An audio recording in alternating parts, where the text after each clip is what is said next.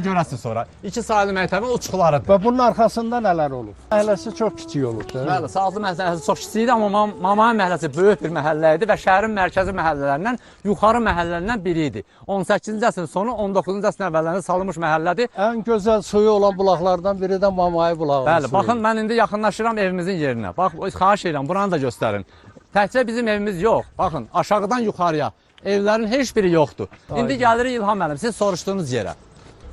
Yadımdadır ki, bu Mamay bulağına həm bu tərəfdən gəlib su aparırdılar, həm aşağı tərəfdən, həm də bu üç tərəfdən də gəlirdilər. Buranın suyu çox yaxşı idi. İlham müəllim, bax o bulağın şəklini indi mən kameraya göstərim. Mən xahiş edirəm çəksinlər bunu burada.